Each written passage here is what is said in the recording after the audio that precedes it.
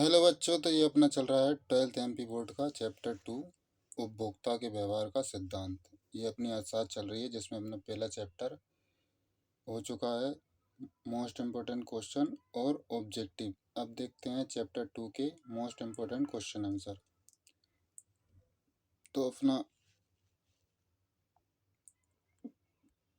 First question है अति लघु उत्तरी का। क्या है? उपयोगिता की परिभाषा दीजिए, यानी उपयोगिता होती क्या है। तो क्या है? किसी वस्तु का वह गुण, शक्ति या क्षमता जिसके द्वारा किसी व्यक्ति की आवश्यकता की पूर्ति या संतुष्टि होती है, उसे क्या बोलते हैं? अपन उपयोगिता बोलते हैं। यानी इंसान के लिए जो आवश्यकता की चीज होती है और उससे उसे संतुष्टि प्राप्त होती है, तो उसे अपन क्या बोलते हैं? उपयोगिता कहते हैं। ठीक है। अब देखते हैं दूसरा प्रश्न। उपयोगिता दृष्टिगुण के मुख्य दो लक्षण लिखिए। तो उपयोगिता दृष्टिगुण के मुख्य दो लक्षण कौन कौन से हैं? तो पहला हो जाएगा अपना दृष्टिगुण एक मनोवैज्ञानिक धारणा है। मतलब दृष्टिगुण क्या? एक मनोवैज्ञानिक धारणा है, क्योंकि उससे कभी इंसान की दृष्टि हो ही नहीं सकती है ना। दूसरा है दृष्टिगुणों का सदैव लाभदायक होना आवश्यक नहीं है। ऐसा नहीं कि लाभ ही हो दृष्टिगुण में। ठीक है। तीसरा है सीमांत उपयोगिता की परिभाषा दीजिए। मतलब सीमांत उपयोगिता किसे कहते हैं? तो वस्तु को किसी मात्रा की सीमांत उपयोगिता कुल उपयोगिता में वह वृद्धि है जो उपभोक्ता में एक और इकाई बढ़ने के परिणाम स्वरूप प्राप्त हुई है। यानी मान लीजिए कोई सी चीज़ अपन जितनी चीज़ की आवश्यकता है, उससे अगर थोड़ी और ज़्यादा अगर कोई चीज़ निकल गई ना, तो उसे अपन उपयोगिता बोल सकते हैं, है ना। जैसे मान लो आपके खेत में आपको 10 क्विंटल अनाज की उपयोगिता है, यानी आवश्यकता है, और अगर उसमें 11 क्विंटल या 12 क्विंटल निकला है ना, तो उपयोगिता क्या है? अधिक निकल गई है। इस जो वृद्धि होगी ना, उसे अपन क्या बोलते हैं? उपयोगिता, सीमांत उपयोगिता बोलते हैं ना। सीमा से अधिक, है ना, या सीमांत उपयोगिता बोलते हैं। मतलब सीमा से कम नहीं होना चाहिए, कहने का मतलब ये है।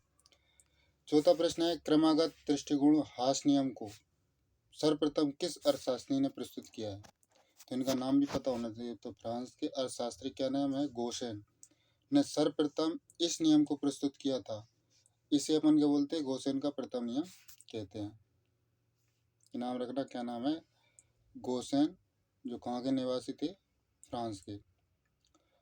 पांचवा प्रश्न है अपना उपयोगिता हास नियम की दो मान्यता बताइए। तो उपयोगिता हास नियम की दो मान्यता कौन कौन कौन सी है? तो पहली हो जाएगी वस्तु का उपभोग पर्याप्त मात्रा में होना चाहिए। देखो उपयोगिता हास नियम का सही नियम तो पहला यही है कि जो वस्तु है ना, उसका उपयोग पर्याप्त मात्रा में होना चाहिए। और वस्तु की सभी इकाई आकार एवं गुणों में समान होनी चाहिए। मतलब कोई सी चीज़ अपन खरीदेंगे बेचेंगे तो उसका आकार समान होगा, तभी तो लोग एक रेट से लेंगे। छोटी बड़ी होगी तो नहीं लेंगे। तो इसलिए हर एक का आकार क्या होना चाहिए? समान होना चाहिए। छठा प्रश्न है उपयोगिता हास नियम की परिभाषा दीजिए। मतलब उपयोगिता हास नियम की परिभाषा क्या है? तो प्रो मार्शल के अनुसार, प्रो मार्शल थे ना, उन्होंने क्या दिया था? उपयोगिता हास का नियम दिया था। ऑब्जेक्ट में पूछ सकता है, तो याद रखना। किसी व्यक्ति को उसके पास किसी वस्तु की मात्रा में वृद्धि होने से, यानी कोई व्यक्ति है और उसकी मात्रा में जो वृद्धि हो गई वस्तु की मात्रा में, जो अतिरिक्त लाभ प्राप्त होगा, मतलब उसे जो अतिरिक्त लाभ प्राप्त होगा, उस वस्तु की मांग में होने वाली जो प्रत्येक वृद्धि के साथ क्या होता है? उपयोगिता नियम घटता जाता है। ठीक है। क्या होता है? किसी व्यक्ति को उसके पास किसी वस्तु की मात्रा में वृद्धि होने से, मतलब अगर उसकी मात्रा में अगर वृद्धि होगी तो अतिरिक्त लाभ प्राप्त होता है। क्या होता है? अतिरिक्त लाभ प्राप्त होता है। तो वह उस वस्तु की मांग में होने वाले प्रत्येक वृद्धि के साथ क्या होता है? उसका रेट घटता जाता है। मतलब कोई सी चीज़ की मांग अगर अधिक होगी, उसमें प्रत्येक वृद्धि के साथ क्या होगा? मांग घटेगी। सिंपल सा है।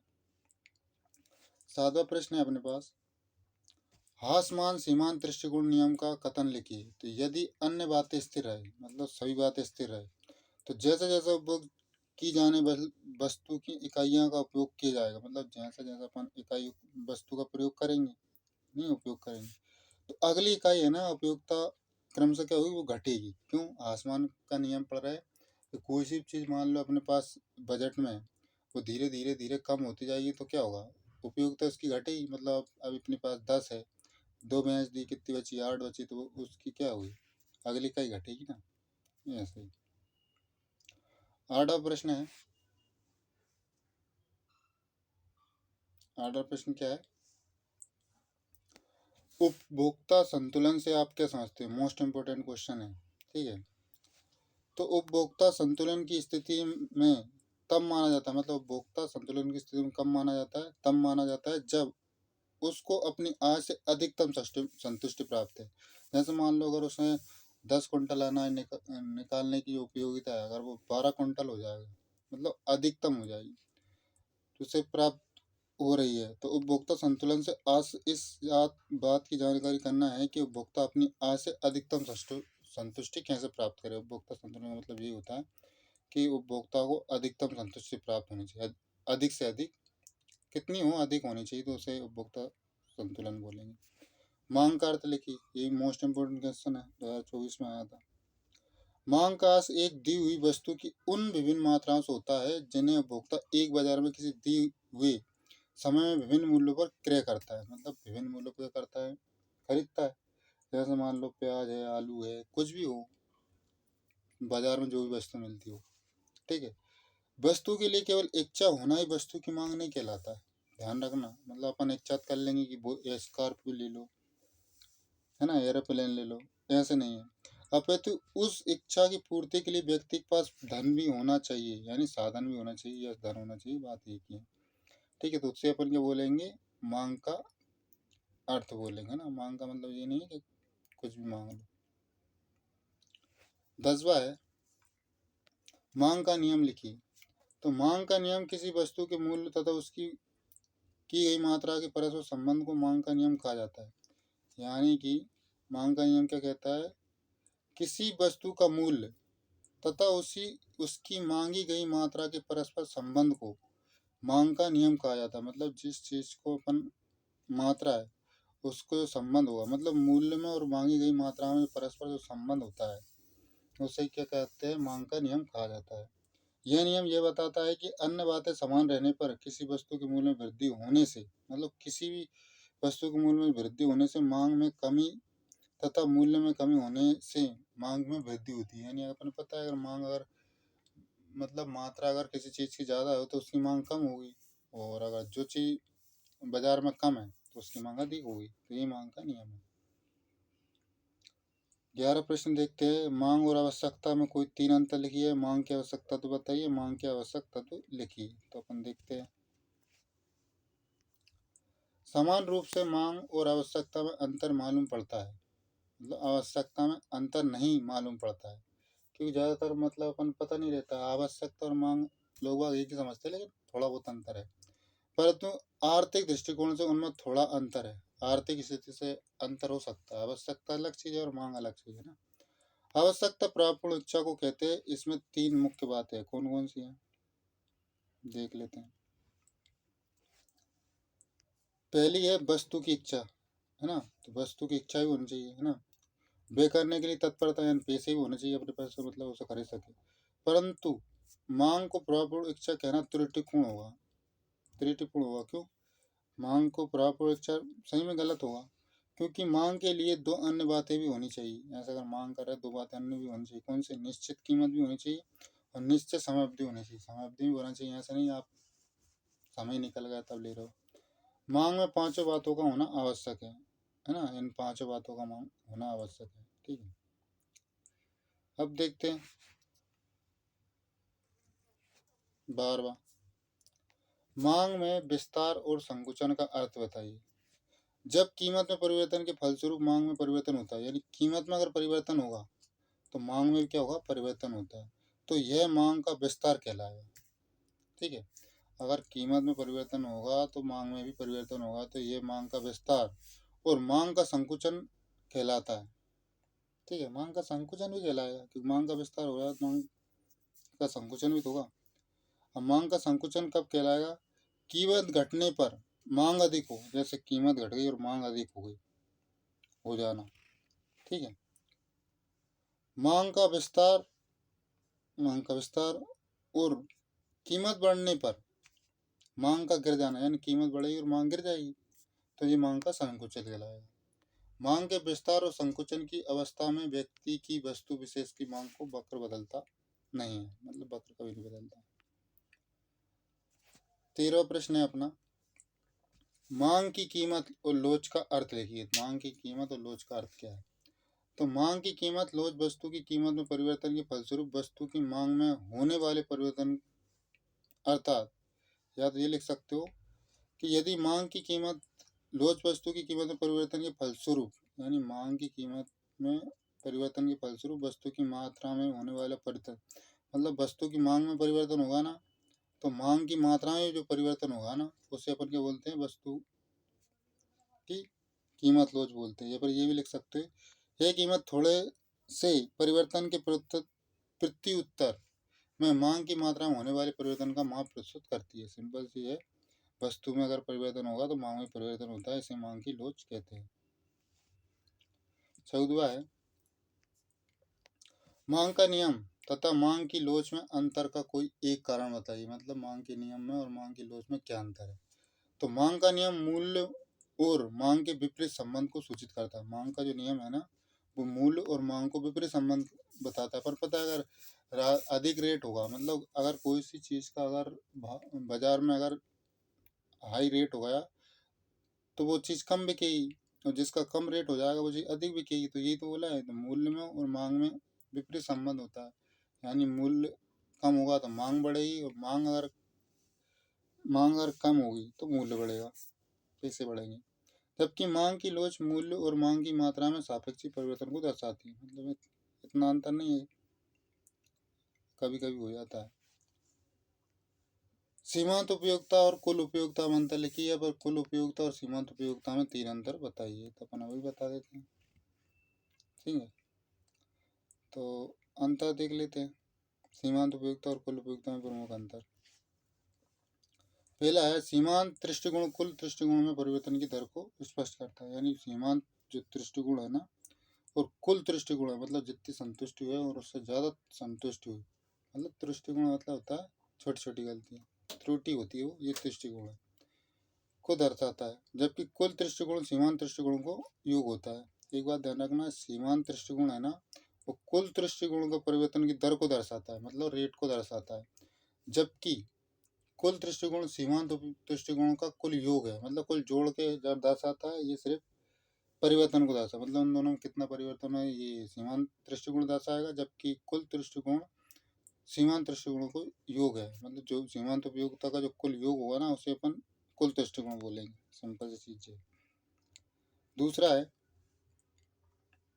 सीमांत दृष्टिकोण प्रारंभ से ही घटता हुआ होता है। मतलब सीमांत दृष्टिकोण होता है प्रारंभ से क्या होता है, घटता जाता है। अर्थात जब किसी वस्तु की निश्चित इकाई का उपभोग किया जाता है, अपन पता है क्या इकाई का भोग करेंगे तो क्या घटेगा, तो उसकी प्रत्येक अगली इकाई क्या होगा, सीमांत उपयोगिता घटेगी। अपन ने पहले यही पढ़ा है। और कुल दृष्टिकोण का क्या होगा, प्रारंभ से क्या होगा, बढ़ेगा। कुल दृष्टिकोण प्रारंभ से निरंतर बढ़ता जाता है, और निश्चित बिंदु के पश्चात क्या होगा, घटना प्रारंभ हो जाएगा। एक निश्चित घटना के बाद क्या हो जाएगा, बिंदु के बाद घटना प्रारंभ हो जाएगा। तो कुल योग से है ना, सिंपल से। तीसरा है, जब कुल उपयोगिता अधिकतम होती है तो उपभोक्ता को अधिकतम संतुष्टि प्राप्त होती है। जब कुल उपयोगिता अधिकतम होती है, मतलब उपयोगिता अगर अधिक होगी, मतलब अपनी चीज की जरूरत अपन मिलेगी तो संतुष्टि सिंपल से प्राप्त होगी। इस बिंदु पर सीमांत उपयोगिता शून्य होगी, क्योंकि इंसान कोई जरूरत ही नहीं है। यह बिंदु पूर्ण संतुष्टि का बिंदु कहलाएगा। चौथा है अपना, पूर्ण संतुष्टि के बिंदु के पश्चात कुल उपयोगिता घटनी शुरू हो जाती है। मतलब पूर्ण संतुष्टि हो जाएगी ना, तब उपयोगिता घटती हो जाएगी। अपन पता है कि अपन जैसा अगर मान लो, अगर तुमने 4 गिलास पानी पिया, पहले गिलास में ज़्यादा संतुष्टि मिलेगी, उससे वाले में कम, फिर कम, फिर जब आपका पेट ही भरा जाएगा तो क्या होगा, पेट फुल होगा तो सीमांत उपयोगिता क्या हो जाएगी, ऋणात्मक हो जाएगी। बस की नहीं है, कैसे भी दर्शा सकते हो, आपको मन है। बजट सेट तथा बजट लाइन में अंतर स्पष्ट कीजिए। उत्तर, बजट सेट तथा बजट लाइन में अंतर, बजट सेट से अस उन दो, मतलब ये इतनी लाइन ही है, ठीक है, यहाँ देखते हैं। बजट सेट से अस उन दो वस्तुओं से संभावित संयोजन के सेट से है, किस सेट से है, जिसका उपभोग जिसका उपभोक्ता उपभोग करता है, जिसे वह अपनी आय दी गई कीमत में बयान करता है। मतलब आय जो दी गई है उसको करता है, बयान करता है।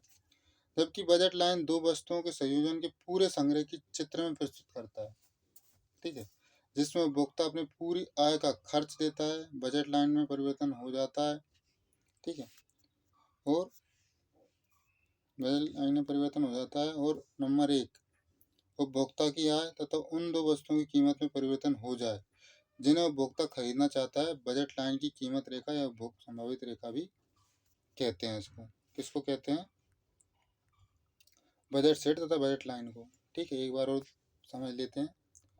बजट सेट है ना, बजट लाइन में अंतर अपन बताना है। तो बजट सेट से आज उन दो वस्तुओं के संभावित संयोजन सेट से जिसका उपभोक्ता उपभोग करता है, यानी बजट सेट का मतलब होता है उपभोग करना चाहिए, जिसे वह अपनी आय दी गई कीमत पर वहन कर सकता है। मतलब अपनी आय से वो उसे ले सकता है, कहने का मतलब यह है। जबकि बजट लाइन दो वस्तुओं के संयोजन के पूरे संग्रह के चित्र में प्रस्तुत करता है, मतलब चित्र के द्वारा क्या करता है, ये प्रस्तुत करता है।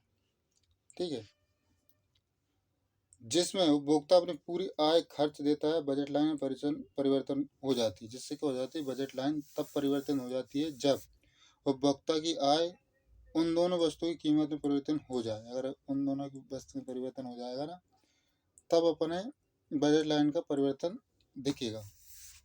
जिन्हें उपभोक्ता खरीदना चाहता है, बजट लाइन को कीमत रेखा या उपभोक्ता संभावित रेखा भी कहते हैं। ये खरीद सकता है। 17वां है, मांग के नियम की विशेषता बताइए। मतलब मांग के नियम की विशेषता कौन कौन सी है, देख लेते हैं। तो देखते हैं मांग के नियम की विशेषता। पहला है, कीमत एवं मांग में विपरीत संबंध होता है। अपन पता है कीमत और मांग में हमेशा क्या हुआ, विपरीत संबंध हुआ। कीमत स्वतंत्र एवं मांग आश्रित होती है। कीमत स्वतंत्र रहती है, जितना रेट है। मांग क्या रहती है, आश्रित रहती है, लोग बाग जितना ही खरीदेंगे जितना उसकी बस की है। मांग का नियम एक गुणात्मक कथन है, सिंपल सा चीज है। मांग का नियम किसी निश्चित समय पर वस्तु या सेवा की कीमत और मांग में विपरीत संबंध को स्पष्ट करता है। ठीक है, अब देखते हैं अपन 18वां प्रश्न। मांग से आप क्या समझते हैं? मांग को प्रभावित करने वाले 5 घटकों का वर्णन कीजिए। ठीक है, ये अच्छा क्वेश्चन है। या किसी वस्तु की मांग को प्रभावित करने वाले कोई 3 कारक या मांग की परिभाषा दीजिए। मांग को प्रभावित करने वाले कारक। ठीक है, तो मांग को प्रभावित करने वाले कारक कौन कौन से देख लेते हैं। तो मांग को प्रभावित करने वाले निर्धारित करने वाले तत्व कौन कौन से देखते हैं। एक वस्तु की मांग को अनेक तत्व प्रभावित या निर्धारित कर सकते हैं। निम्नलिखित कारण है, तो देखते हैं। पहला है, लिखना भूल गया पहला, वस्तु की कीमत। किसी वस्तु की मांग को प्रभावित करने वाला सबसे प्रमुख तत्व उसकी कीमत होती है। मतलब इंसान कीमत के हिसाब से चीज खरीदेगा। वस्तु की कीमत में परिवर्तन के फलस्वरूप उसकी मांग में परिवर्तन हो जाता है। अगर वस्तु अगर महंगी है तो उसकी मांग में परिवर्तन हो जाएगा, वो खरीदेगा ही। प्राय वस्तु की कीमत घटने पर मांग बढ़ती है, यानी अगर रेट कम हुआ तो लोग उसे खरीदेंगे। तो कीमत की तो तथा कीमत के बढ़ने पर मांग क्या होती है, घटती है। सिंपल सी चीज है। दूसरा कारण देखते हैं, उपभोक्ता की आय। उपभोक्ता की आय भी किसी वस्तु की मांग को निर्धारित करने वाला महत्वपूर्ण निर्धारक तत्व है। यानी उपभोक्ता की आय, उपभोक्ता की आय भी डिपेंड करती है वो चीज़ उसको खरीदेगा कि नहीं खरीदेगा। किसी व्यक्ति की आय बढ़ जाने पर वह किसी वस्तु की अधिक मात्रा ऊंचे मूल्य पर क्रय कर लेगा। यानी सिंपल चीज, अगर उसके पास पैसे ज़्यादा होगा तो वो महंगी चीज़ को अफोर्ड कर लेगा। किंतु आय कम होने पर वस्तु का मूल्य कम होने पर भी कम मात्रा में क्रय करेगा। ठीक है, आय कम हुई तो वो उस चीज़ को मात्रा कम करेगा, सिंपल चीज है। अगला देखते हैं, धन का वितरण है ना, तो ये थोड़ा गलत छप गया, यहाँ से देखते हैं। तीसरा है, धन का वितरण। यदि समाज में धन का वितरण समान है तो ऐसी वस्तुओं की मांग अधिक होगी। यानी यदि धन का वितरण असमान है तो मांग अधिक होगी। सिंपल चीज है, धन अगर कम हुआ तो उसकी मांग क्या होगी, अधिक होगी, जो पूंजीपतियों द्वारा क्रय की जाती है। ठीक है, मतलब जहाँ अगर महंगी चीजें वस्तु होगी तो वही खरीदेगा जिसके पास धन अधिक होगा। यदि धन का वितरण समान है, धन का वितरण समान मतलब इक्वल है, सब एक जैसे इंसान है, अमीर कोई नहीं है, तो धनी और निर्धनों में आय में कम अंतर होगा। जैसे अगर सभी चीज़ें अगर एक रेट पर मिल रही तो अमीर खरीदे चाहे गरीब, तो वो एक रेट पर मिलेगी। कहने का मतलब है। अब एक कारण सबसे बड़ा ये भी है, जनसंख्या वृद्धि। चौथा, जनसंख्या में परिवर्तन। जनसंख्या बढ़ने पर मूल्य में वृद्धि होने पर भी मांग अधिक हो जाती है, अर्थात अधिक जनसंख्या होने पर देश में वस्तुओं और सेवाओं की मांग अधिक होगी। सिंपल सी चीज़ है, अगर जनसंख्या अधिक होगी तो लोग बाग मांग बढ़ेगी, ठीक है, और कम जनसंख्या होने पर इसकी मांग कम होगी। मतलब कहने का मतलब है कि फिर अनाज मतलब अपने घर में मान लो 5 जने हैं तो वो 10 कुंटल अनाज खाएंगे साल भर में, अगर 2 है तो 3-4 कुंटल, मतलब जितना भी खाए 4 कुंटल मान लो, तो खर्चा कम होगा, तो मांग कम होगी, है ना। तो मतलब ज़रूरत, जितनी ज़रूरत है उसके हिसाब से। ऋतु में परिवर्तन। अब जैसे मान लो जाड़े की ऋतु में बर्फ़ का मूल्य काफ़ी कम हो जाता है, जाड़े में बर्फ़ कोई नहीं खरीदता, जबकि बर्फ़ की मांग नहीं होती है। अब यहाँ से अपन, किंतु इसके विपरीत गर्मी में ऋतु में बर्फ़ का मूल्य बढ़ जाता है। क्यों बढ़ जाता है? लोगों की ज़रूरत है, तो उसकी मांग में कमी नहीं आती। अतः ऋतु परिवर्तन का भी मांग पर प्रभाव पड़ता है, तो ये भी ध्यान रखना। 19वां देखते हैं, मांग की लोच को प्रभावित करने वाले कारकों की व्याख्या कीजिए। ठीक है, जो 2020 में आया था। ठीक है, मांग को प्रभावित करने वाले 2 घटक या मांग की लोच को प्रभावित करने वाले कौन कौन से, देखते थे। वस्तु की प्रकृति। किसी वस्तु की मांग की लोच बहुत कुछ उसकी प्रकृति पर भी निर्भर करता है। साधारणतः अनिवार्य वस्तु की मांग की लोच बेलोच होती है, ठीक है, क्योंकि उनका क्रय करना उपभोक्ता के लिए अनिवार्य है। मतलब कोई कोई चीज़ अपन, जैसे घर के लिए सौदा है, सामान है, चाय पत्ती है, तेल है, तो उसको तो अपन खरीदना अनिवार्य होगी, है ना।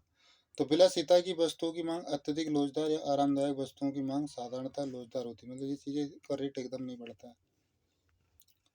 अब जैसे वस्तुओं के क्रेता का वर्ग, मतलब क्रेता का वर्ग भी पता होना चाहिए। वस्तु की मांग लोच क्रेता वर्ग पर भी निर्भर करती है, मतलब कैसा है वो। यदि कोई वस्तु ऐसी है जिसका उपभोग केवल धनी वर्ग ही कर सकता है, तो उन वस्तुओं की मांग लोच बेलोच होगी, क्योंकि लोग वह खरीदेंगे नहीं, तो वो बेलोच कहलाएगी। क्योंकि वस्तु में होने वाले मूल परिवर्तन का वस्तुओं की मांग पर वैसे प्रभाव नहीं पड़ेगा, क्योंकि लोग वह कम ही खरीदेंगे। यदि वस्तु ऐसी है जिसका उपभोग केवल निर्धन वर्ग कर सकता है, मतलब निर्धन वर्ग कर सकता है, तो उन वस्तुओं को अपन क्या बोलेंगे, मांग की लोच अधिक लोचदार होगी, क्योंकि निर्धन लोग भी खरीद सकते हैं। क्योंकि कीमत में परिवर्तन होने पर मांग में भी बहुत अधिक परिवर्तन हो जाता है। अब देखते हैं स्थापन वस्तु क्या होती है।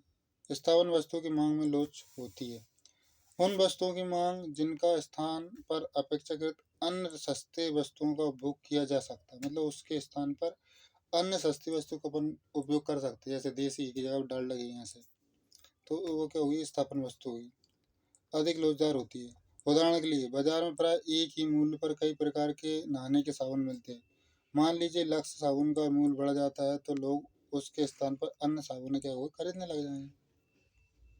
सिंपल चीज़ है, जिससे लक्स साबुन की एकदम कम हो जाएगी। लक्स साबुन लोग अब कम खरीदने लग जाएंगे, दूसरे खरीदने लग जाएंगे। निर्धन लोग तो ऐसे करते हैं, मतलब निर्धन नहीं, कोई भी हो, तो चीज़ सस्ती होगी लोग उसका ही फायदा उठाते हैं। चौथा, वस्तु का मूल्य मांग की लोच वस्तु के मूल्य पर निर्भर करती है। मतलब वस्तु का जो मूल्य है ना, मांग की लोच वस्तु पर निर्भर करती है। जिन वस्तु का मूल्य अधिक होता है उनकी मांग कम होती है, अपन जब से यही पढ़ते आ रहे हैं।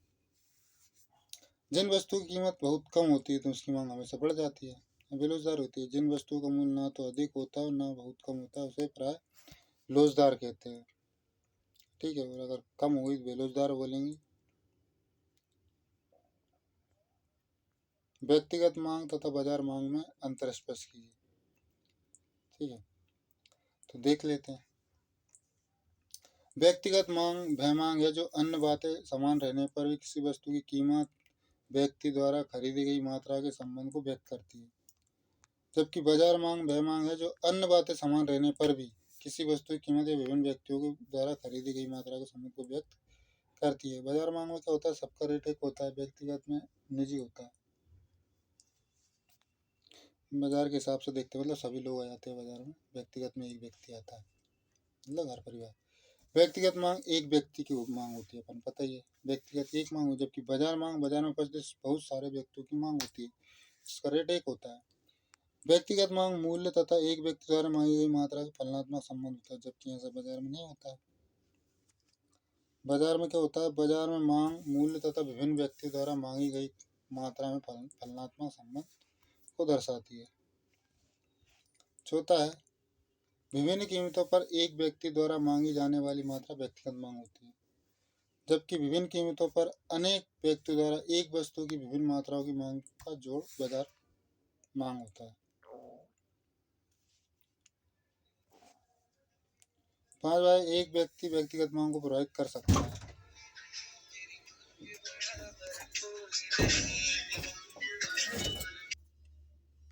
जैसे चौथा है कि विभिन्न कीमत पर एक व्यक्ति द्वारा मांगी जाने वाली मात्रा व्यक्तिगत मांग होती है, जबकि चौथा क्या है, विभिन्न कीमतों पर अनेक व्यक्ति द्वारा एक वस्तु की विभिन्न मात्राओं को की मांग को जोड़ बाजार मांग कहते हैं। मतलब इसमें व्यक्तिगत में इतना ध्यान नहीं दिया जाता है, जबकि बाजार में ज़्यादा ध्यान दिया जाता है। एक व्यक्ति व्यक्तिगत मांग को प्रभावित कर सकता है, मतलब एक व्यक्ति, जबकि एक व्यक्ति कभी भी बाजार की मांग को प्रभावित नहीं कर सकता है। अब देखते हैं स्थापन वस्तु और पूरक वस्तु में अंतर देख लेते हैं, जो 19 और 23 में आया था। ठीक है, तो क्या है, जब किसी वस्तु का प्रयोग किसी वस्तु के अभाव में किया जाता है तो उसे स्थापन वस्तु कहते हैं। जैसे मान लो चाय की जगह अपन कॉफी ले सकते हैं, गुड़ की जगह आप चीनी ले सकते हैं। जब एक वस्तु का मूल्य बढ़ जाता है तो अपन दूसरी स्थापन वस्तु की मांग बढ़ जाती है, तो इससे स्थापन वस्तु कहते हैं।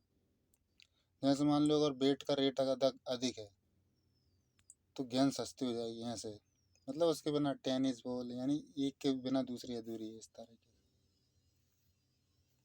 अब देखते हैं स्थापन वस्तुओं की मूल्य एवं मात्रा में धनात्मक संबंध होता है। ठीक है, जबकि पूरक वस्तु में ऋणात्मक होता है, एक आड़ी मांग होती है। मतलब अगर वेट कम है, अगर कम हो गया तो गेंद का रेट बढ़ जाएगा, इस तरह। कुछ भी पेन से आई कुछ भी ले लो, इस तरह के।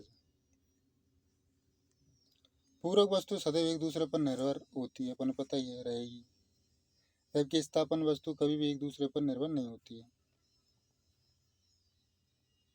चौथा है, जब हम किसी वस्तु का प्रयोग दूसरी वस्तु के अभाव में नहीं कर पाते तो उन्हें पूरक वस्तु कहते हैं। जैसे क्रिकेट के साथ क्रिकेट बैट है, बॉल पेन है, पेन स्याही है, मतलब बैट बॉल है ना, इस तरीके से इसका पूरक वस्तु का प्रयोग नहीं कर पाते, जबकि स्थापन में कर लेते हैं। जैसे अगर जब एक पूरक वस्तु की कीमत अधिक हो जाती है तो दूसरी पूरक वस्तु की कम हो जाती है, सिंपल चीज़ है। पूरक वस्तु की कीमत तो मात्रा में विपरीत संबंध होता है। ठीक है, और ये सही बात भी है कि अगर अपन गेंद का रेट अगर अधिक होगा तो बैट का रेट कम हो जाएगा, जबकि स्थापन वस्तुओं में अपन किसी चीज़ को खरीद सकते हैं। जैसे मान लो देसी घी अपन नहीं खरीद सकते तो डालडा घी तो खा ही सकते, वो सस्ता है, इस तरीके से उसे पूरक वस्तु बोलेंगे या स्थापन वस्तु बोलेंगे। प्लीज़ चैनल को लाइक और सब्सक्राइब जरूर कर देना और अपने दोस्तों को बात जरूर भेजना। जय हिंद।